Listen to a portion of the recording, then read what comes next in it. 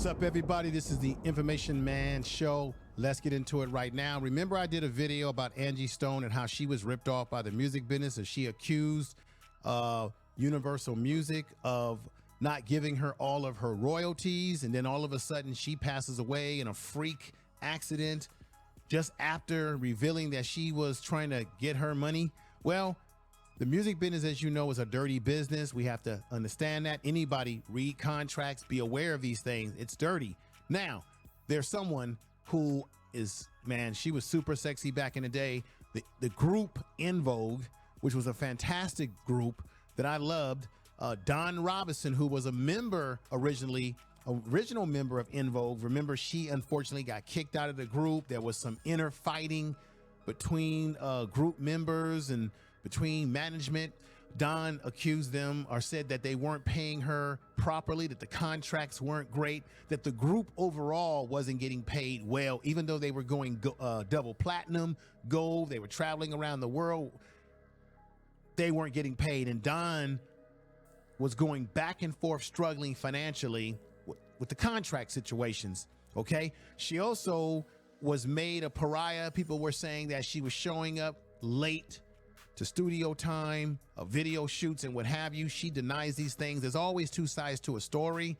But Don Robinson, unfortunately, has put out a video lately where she's saying that she's been homeless actually for 3 years. She originally disappeared. Nobody had heard from her.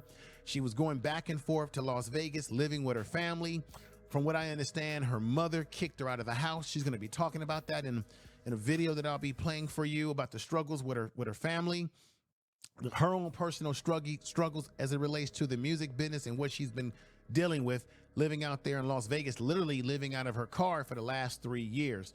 Now, there's a lot of things and mistakes that you're going to see that I believe that she made that ultimately, unfortunately, has led her to the situation that she finds herself in, being in her car. And you're going to see that through the videos that I have here. I have exclusive videos of her in an interview where she reveals the things that she went through with En Vogue. Also, remember, she was a part of a group called Lucy Pearl, which was Raphael Sadiq. You had my man from Tribe Called Quest. She had problems, she says, with Raphael Sadiq. Says she known him since they were teens. He was originally in her band, that she ripped him off with the contract or misled him or didn't tell him or didn't tell her. Let me slow down here. He failed to tell her that there was some funny business in her contract, that she wasn't going to make any money. So she was very upset with Raphael Sadiq, ended up getting, I guess, kicked out of that group. A lot of things have happened with Don Robinson. But here, I want to also bring up to your attention that she has a husband who is offering her a job because he heard about her situation and he's not happy about her situation. Here is the headline. Ex-husband of former En Vogue singer Don Robinson reacts to her revelation about being homeless, he's offering her a job, should I say. And here he is a picture of him. And by the way, this man has a fiance. I don't know how the fiance feels about this. He was also himself at one point in time in the music business and said that it's the best thing that he did because he's making more money and he's more successful since he's left the music business. Here's another headline. His name is Andre Allen. He reacts to Don's homelessness and makes a bold offer. Andre Allen, who was married to Don between 2003 2010, has publicly responded to her situation. Okay, Allen said that he wants to help her out despite how rocky things were between them during their marriage because they are divorced. He thinks she'll be a perfect fit for the Hilton brands, offering her a job, hoping to shift her situation, shifting her situation. Allen also, who's now engaged to his own fiance, said that his life has changed dramatically since leaving the music business. He claimed he's making more money now than ever before because the music business is a big fat ripoff, y'all. Let's just be honest about that. Another thing right here, he's saying right here, he doesn't want Don to share the same fate, and explained that his job offer isn't just about a paycheck. It comes with benefits, free medical from day one, and she will earn PTO and be able to juggle her career That's where he's at right now. He wants to help her despite their breakup in the past. He revealed that he had already floated this offer to her before, but this time he's urging her to take it seriously. The opportunity could give Don stability and a stable foundation. That's what he's saying. That's what he's offering. Hey, who knows? She's talking about she's living in her car. I think she should jump on that opportunity. But let me let you hear Don, in her own words, tell you exactly what's going on. Okay? This situation is crazy, and check this out. You guys, for the past almost 3 years, I have been living in my car. I said it. Oh my God, it's out. Oh my God. I've been living in my car. Oh my gosh.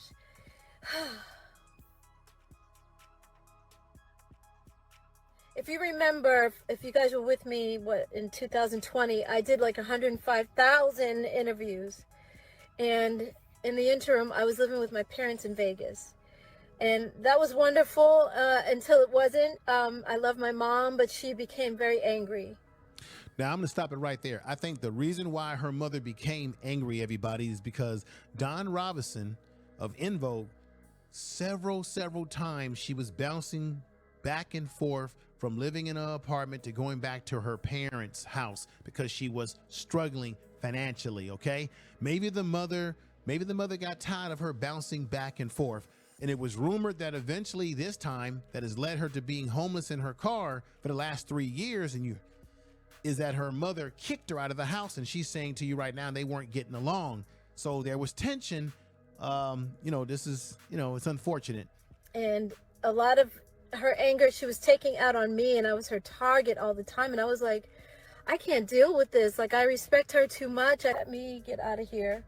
And I was sleeping in my car for maybe about a month in Vegas. And then the guy that was co-managing me at the time was living in LA, and he said, you need to come back to LA. Okay. And he said that I could stay with him. And so I was like, okay. He's like, I don't have a lot of room, but I'll make room for you. And then when I got to his place, he actually didn't have room for me. So it turned into, okay, well, I'm going to put you in a hotel for the night. And that one night turned into 8 months. Oh my God, you guys, because every apartment that I looked at, every single time I looked at a place, I would call him and I'm like, okay, can you meet me here? I would tell him ahead of time, of course. And then he wouldn't meet me there until I would take video and send it to him. And he's like, no, oh my God, this neighborhood, I hate it. I mean, I felt like he was playing games. And once again, I think lack of proper planning, lack of proper logic being used, and assessing her situation properly, I think has hurt her. All right. Because the interviews that she talked about, that she gave a bunch of interviews in 2020, and then she kind of disappeared off the scene. Well, I've got one of those interviews. Matter of fact, I got 2 clips from that interview, which I believe when you hear those interviews, or the clips of the interviews I'm going to show you, that you'll understand why, because I believe this is why she's in the predicament that she's in when it comes to the contract problems with En Vogue, and then what happened with her with Lucy and Pearls, and the fallout that she had with Raphael Sadiq. And let me shout out Raphael Sadiq. He is a great artist. We lost Wiggins. I think that's his cousin or brother of Tony. He's passed away.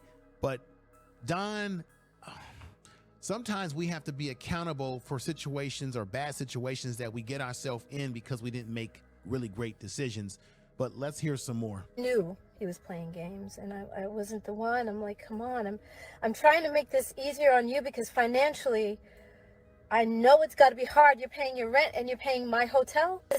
His apartment was $1,700 a month. Wow. And then my hotel was over $3,000. Yep. So does it make any sense? She's living in a motel or hotel that's $3,000 whatever a month. He's paying $1,700. Proper planning. I think, Don, you made a bad decision. Maybe, I don't know. Let's continue. It's really a shame. I hate to see her in this predicament, but this is what happens to a lot of recording artists, that behind the scenes, they're not making as much money as you think. All of that shit is lights, glitz. That glitz is not what you think it is, folks. It's not always what you think it is. Check this always out. stressed every week because he would pay weekly for the hotel. So every week I was like, oh my God, can you afford it? Are you okay? And he's like, no, I can't, but I'm getting it together. What? You're the one who Wow. said to go to the hotel and you're not approving any of the apartments. Like, it would be so much cheaper to just get me into an apartment. Like, what's the problem? What is the problem, Don? I would say the problem is that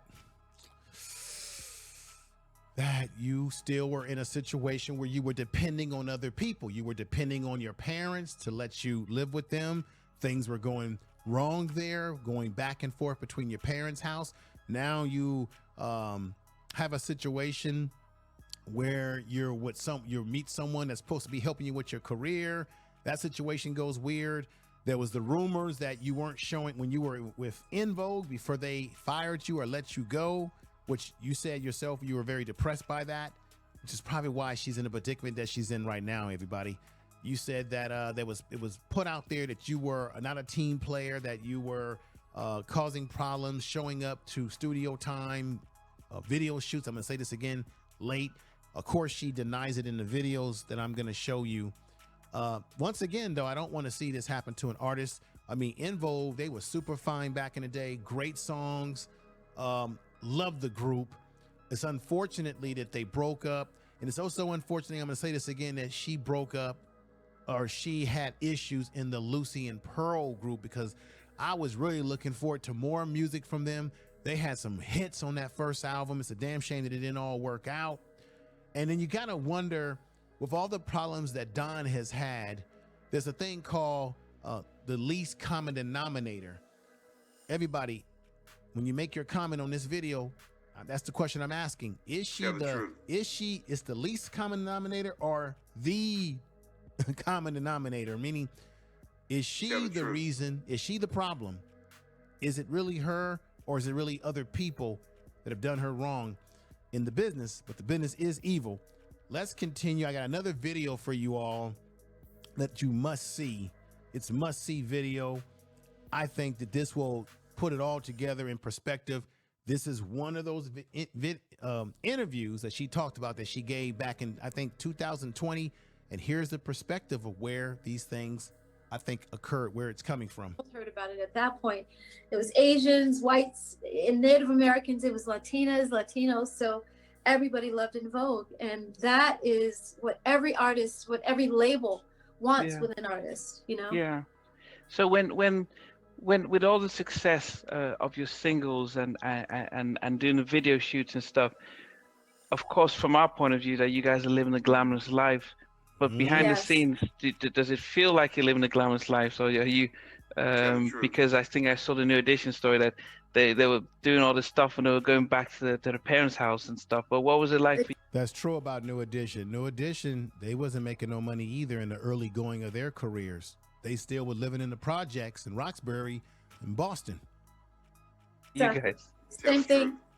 Same exact thing. I got a small apartment. For a while I lived with my parents, and then maybe about 7 months after we came out, I went and got an apartment of my own. Once again, she was already living with her parents. That's what I'm saying. There must have been a struggle there, because maybe the parents, maybe the mother, as I said before, maybe they just got tired of her always leaning on them. But you would think that your family, you should be able to lean on your family, but sometimes your family could be tired of you. And I was paying $700 a month, $700 a month. And quickly I had to give that apartment up and go back and live with my parents again, because I just didn't have any money coming in. Yeah. And we weren't on the road yet. So we were preparing for a tour, but we weren't quite on the road yet. So it was kind of like, it's like the world knows who you are, and you're driving a little junker of a car. You know what I mean? But our producers were getting brand new Porsches every year. They would lease those, and after a while I was like, okay, wait a minute, this picture isn't right here. Something's going on with this. Now I got to stop it right there. This is very indicative of the music business. En Vogue is putting out the labor. They're singing, they're dancing, they're in the studio, they're working hard, but yet the producers and the record label, the people that work in the inner workings of these music industries, they're making all the money off of their labor, their hard work, and they're buying mansions, they're buying cars, leasing or renting or buying. It doesn't matter. They're living high, as they say, on the hog, while Don Robinson was struggling even at that time. They never had a decent contract. And I'm saying that this is a contributor to possibly where she may be, of course, with bad decision making too. Let's continue. Why is it that our producer has a mansion? And that came over time. It was about the next year, the following year. He bought a mansion. And I was like, how? Okay, where's the money? Show me the money. I just want to see the money. I want to know that we are. Show me the damn It's not money. that he shouldn't have it. It's not that at all. I didn't mean that he shouldn't have it. I just thought we need the same thing. We deserve to have our own mansions. Like, where's that? But then as a collective, did you guys have that discussion, or was it just you looking and thinking, what's going on? Or did you get At first it was just me looking. And then I would bring Maxine in on the phone call and tell her, and she's like, you know what, you're absolutely right. We need more money. We deserve this. And I'm like, yeah, Max, because our first album is about 3 times platinum, and then 5 million so it sold. And it's like, wait a minute, how come we're not getting money here? We're not getting paid the way. 3 times platinum, y'all. 3 times.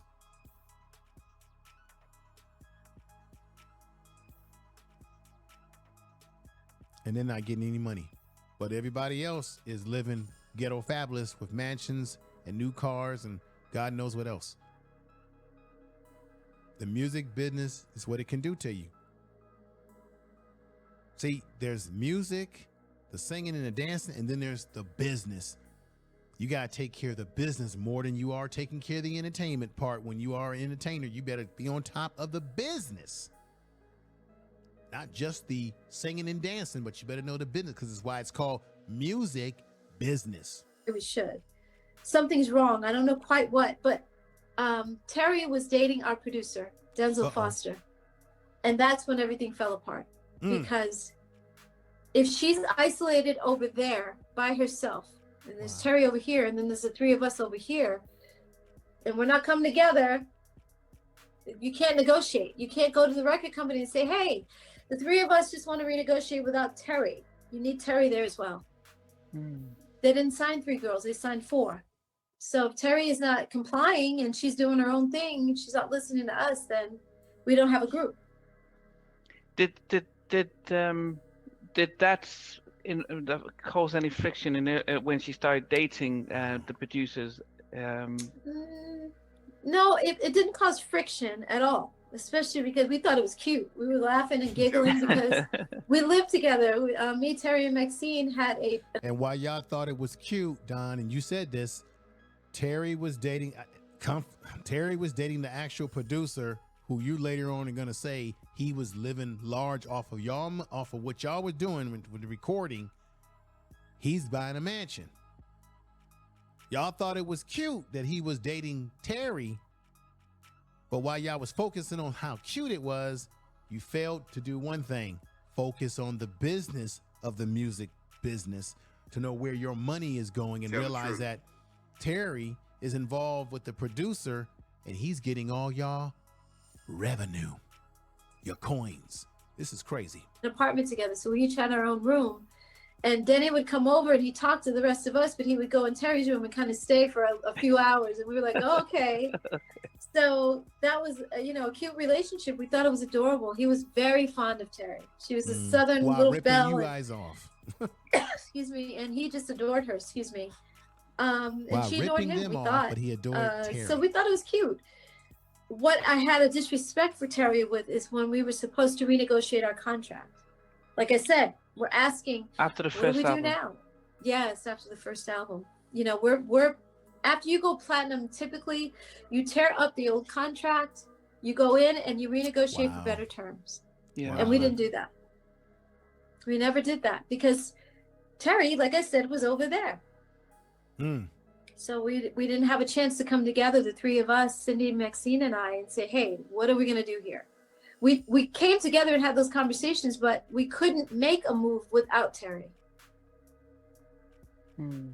Wow. So what happens when you start recording the second album? What was the the mood like?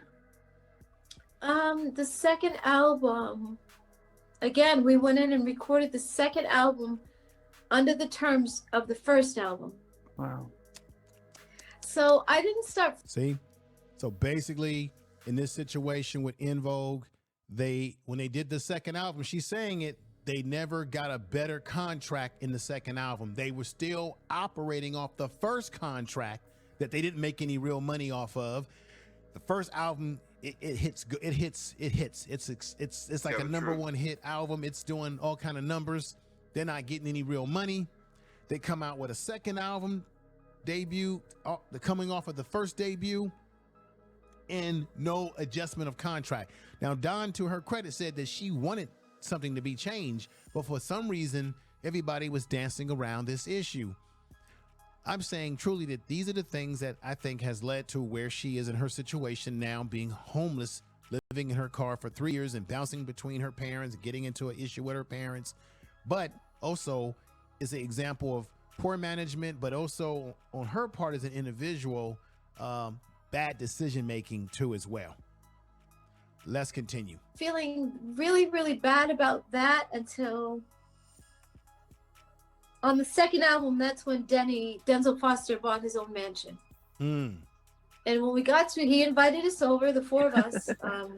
He invited us over, and Namdi, I looked at first of all, I looked at the neighborhood. You have a security guard at the gate. Wow. So that means you live in an exclusive neighborhood. Like, nobody can just drop. He's living ghetto. What do we call it? Ghetto fabulous. Okay. Wow. Drive through to your house. You know, you have, and while we were driving down the street to his house, I'm looking at all these mansions. Oh my God. Wow. Look at this right here. This house has 8 pillars in front of it. This house has 6 pillars in front of it. Like, he lived in a mansion. We got inside his house and he showed us around, and he's got this staircase that you can go up either side. And I was like, okay, so you have 9 bedrooms or 7 bedrooms and 9 bathrooms or something like that. It was a lot more bedrooms than normal. You know, in an apartment, typically. Ladies and gentlemen, this is crazy. And she's going to also say that he said that he paid 20 million for it. Then she said, what, 20 million? Then he said, oh, I'm kidding. I paid 8 million. And she said, only 8 million. It's really, they got ripped off. And this is why most of the members of En Vogue, they didn't really make any real money. And Dawn has fallen on hard times. And this has happened to many, many artists in the music business, women, men. It's all, as you always, I like to say, it's a damn, it's a damn shame. True. But here is the last clip of her interview. And once again, I want to give credit to this channel. It's called Halftime Chat. So check out the brother's channel. He's the one that interviewed her. He does great content over there. It's called Halftime Chat is the name of the YouTube channel. I want to give him some credit here. The brother did a great job. But let's go right ahead. Let me go right ahead and let you hear the last. This is going to go into the area as to what happened with Lucy and Pearl, what really happened from Don Robinson's perspective, because there's always 2 sides to a story. I know Raphael Sadiq, he's got his story, his side too, to this whole thing. So let's keep that in mind. Don, it is what it is. She's in a situation. But check this out, everybody. Check this out. Said fear-based? Or are you talking about how they were fearful of approaching the record company saying, this is wrong that we're kicking Dawn out of the group? The mentality that they had with allowing Denny to talk to us the way that he did is indicative. So right here, she's talking about how she was kicked out of the En Vogue, the group, and how people within the, I guess, the record label, they treated her very poorly. She didn't like the way she was being talked to. Once again, this is from Dawn's perspective, and she will get into the Lucy and Pearl situation as well. Of exactly their mindset. Yeah, you're right about that. Pre-Me Too, because a lot of that was going on across the entertainment, across the world, and there was no voice. I mean, I think not just in entertainment. no, yeah, across the world, across in different areas, and I in think people's homes. if this had happened now, it's quite easy for if because now if this was brought up, people again losing their jobs for stuff they did 20, 30 years ago. But yes, Crazy. Raphael talks to you about the group. Now you must have had a little bit more knowledge about labels and deals and stuff. What was the situation when he? This right here is a good question. You would think because of what she went through with En Vogue and the contracts and the disputes, that when she got with Lucy Pearl and Raphael Sadiq, that she would have been a little bit more on top of her game as it relates to contracts. But what happened here is that she claimed that her and Raphael have been friends since they were teens, I think 16 years old, and that she trusted him truly because he was also a band member in a group that she originally had when I guess they were teens or they were younger. And she feels that Raphael Sadiq sort of railroaded her. He didn't give a damn, according to Don. But she's gonna give herself away here, everybody, because she failed to read the contract. You always read your contract. Come on. Let's hear it. He said, look, hey, Lucy Pearl, did you look at the contract and think, okay, I'm not going to get 2 cents a record and stuff? I didn't do the right thing because, like I said, Raphael, I had known him literally since we were both 16 years old.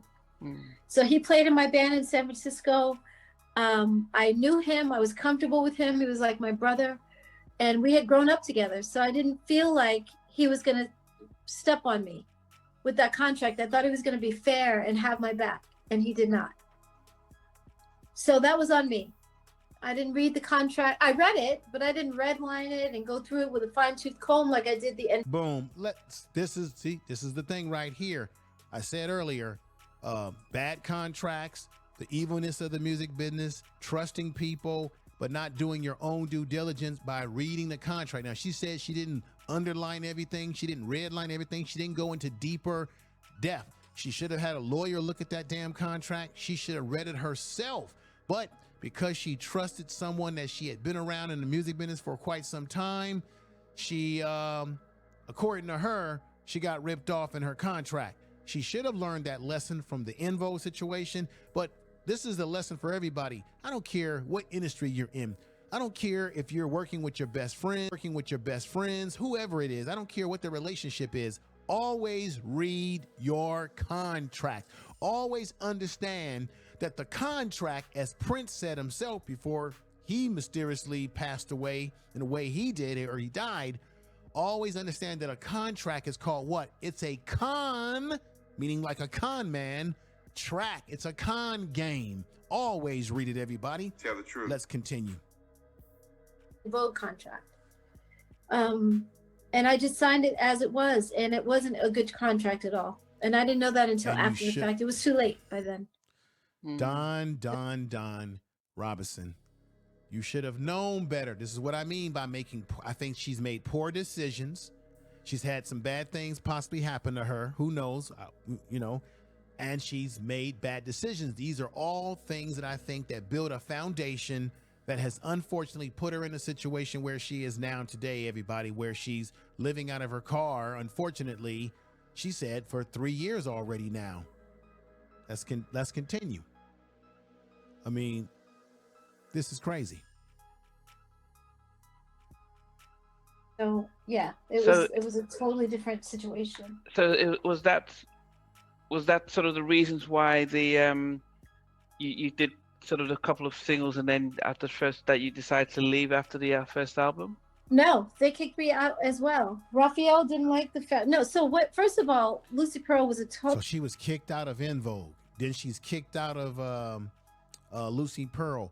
I guess I was trying to say earlier, is Don Robinson the common denominator of the whole situation? Is she the problem, or is everybody else the problem between En Vogue and now what happened with Lucy and Pearl with Raphael Sadiq? According to her, there's always two sides to a story. But let's hear that story now. I'm so tired. I'm trying to get the light right because the sun is going down.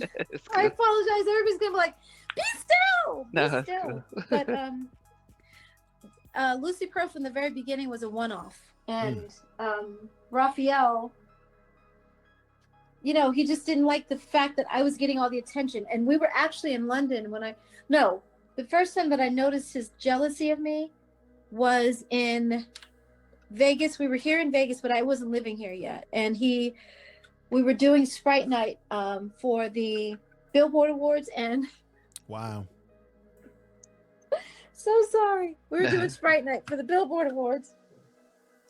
And I have to get near the plug so that this light stays on when the sun goes down. Oh my God, I'm so sorry. Get the lights together, Don. Get those lights together.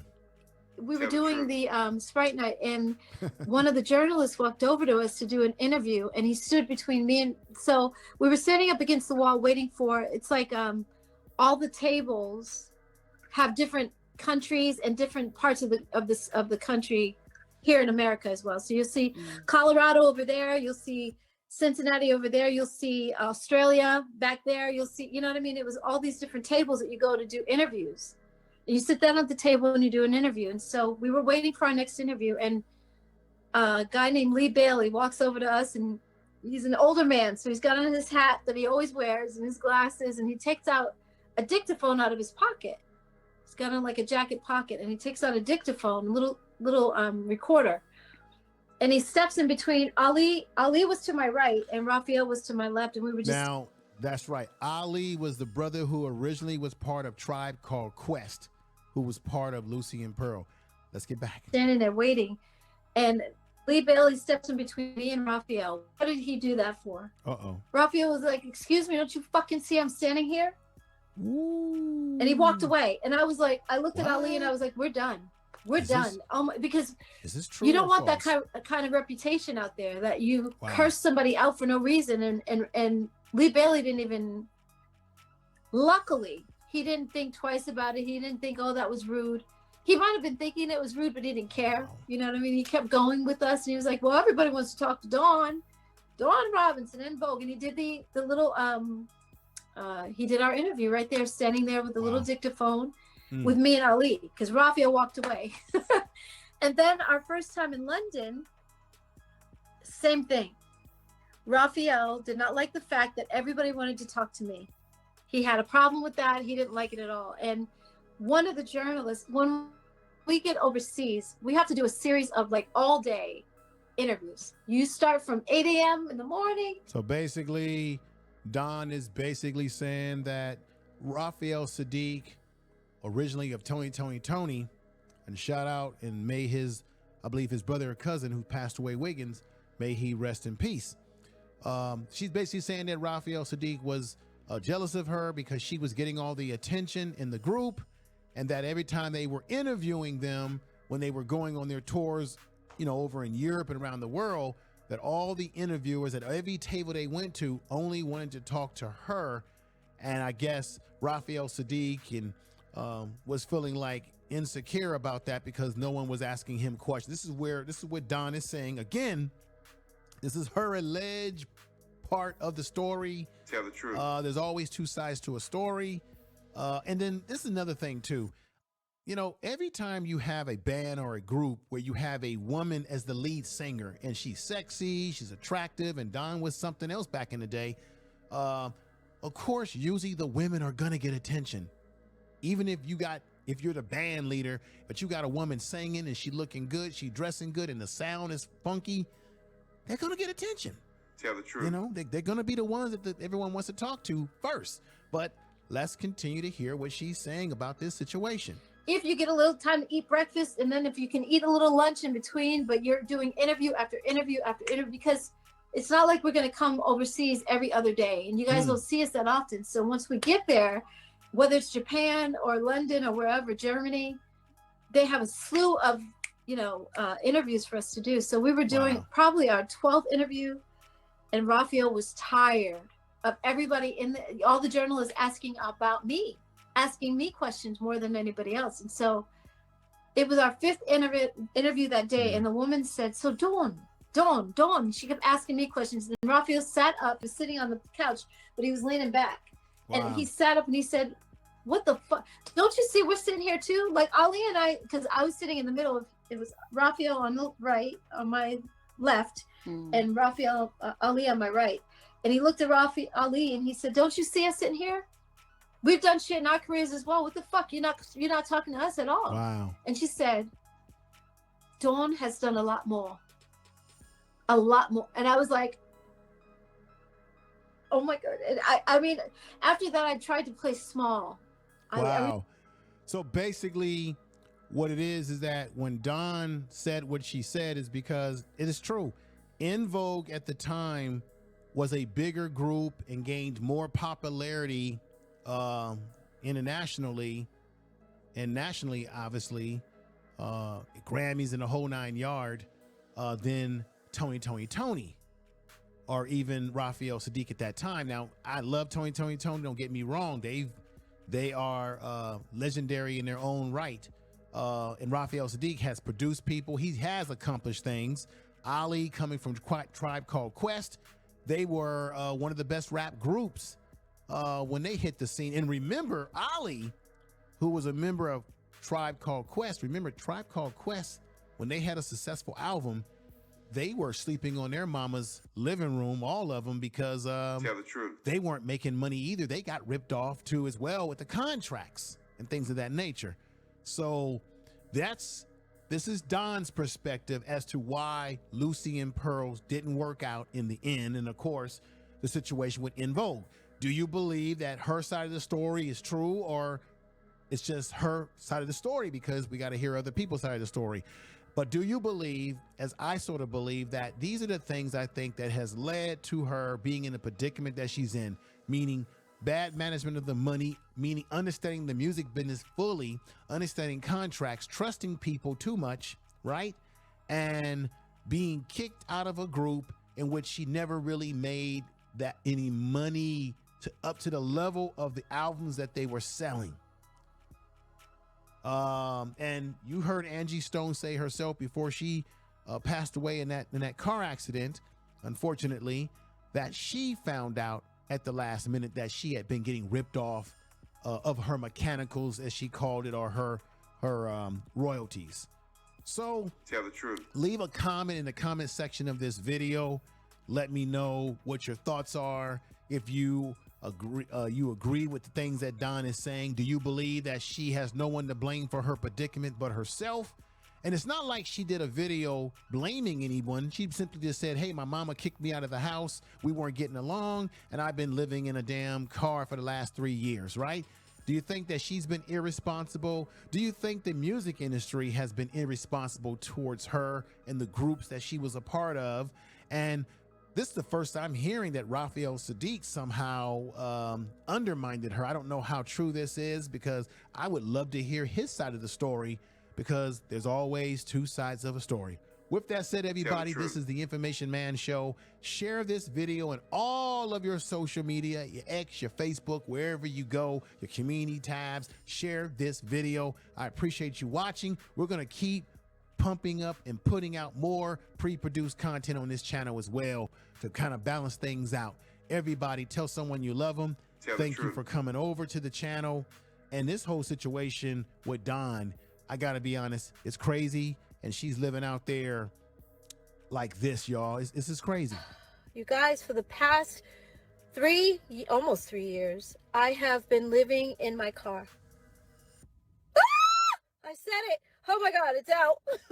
I've been living in my car. Oh my gosh.